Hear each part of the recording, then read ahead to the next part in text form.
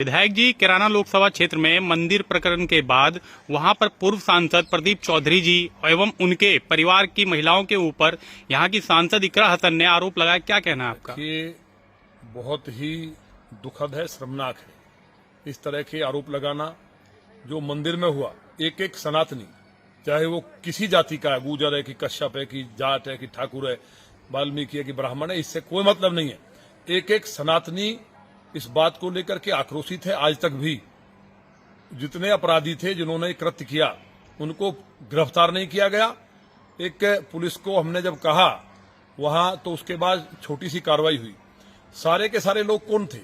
सारे लोग इकरा हसन जी के समर्थक थे। उनके साथ उनके फोटोज और चुनाव में उन्होंने पूरी ताकत लगाई, सब जानते हैं।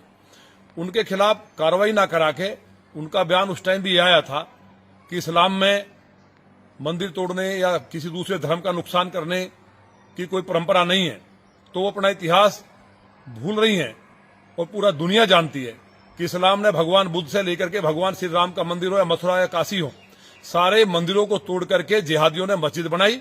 और उन जिहादी जितने राक्षस हैं, उन राक्षसों ने उन सीमाओं को पार किया, दुराचार और बलात्कार किए। और जितने भी हिंदुस्तान के अंदर अत्याचार के साथ साथ जो कमजोर हिंदू थे वो मुसलमान बने बेचारे, और उनके संपत्तियों को लूटा गया, बलात्कार हुए। आज इकरा हसन जी उसी परंपरा पे आगे बढ़ी हैं। जिस तरह गेस्ट हाउस कांड हुआ, उनके सब जानते हैं कि उनके परिवार ने क्या किया।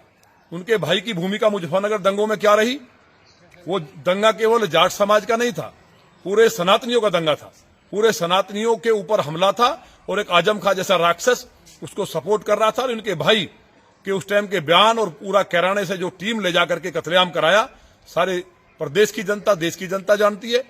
इसी तरह से आपने देखा होगा अभी जो प्रकरण कैराने में हुआ था पिछले दिनों, जो लोग वहां पलायन कर रहे थे, पलायन के दोषी कौन है? उनके भाई का बयान सबने सुना कि हिंदुओं से कोई सामान ना ले। हिंदुओं को पलायन कराने वाले यही लोग हैं, तो वो उनकी वृत्ति है। और जहां तक प्रदीप चौधरी जी की बात है, वो एक खानदानी व्यक्ति हैं और बहुत सरल और शरीफ व्यक्ति हैं।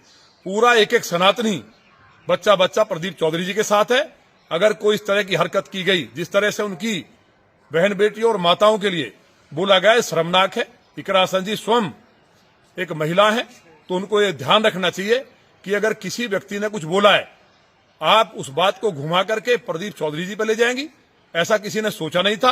ये सारी मर्यादाएं तार तार करने का काम किया है, तो वो इस मर्यादा का ध्यान रखें कि वो स्वयं भी महिला है और किसी के परिवार के लिए और जिस तरह का उनका इतिहास रहा है उसका भी ध्यान रखें। और 24 घंटे में मुझे उम्मीद है इकरा हसन जी अगर समझदार होंगी तो निश्चित तौर पर माफी मांगेंगी, और नहीं मांगती हैं तो ये समाज तय करेगा। फिर हम भी सहारनपुर आ रहे हैं।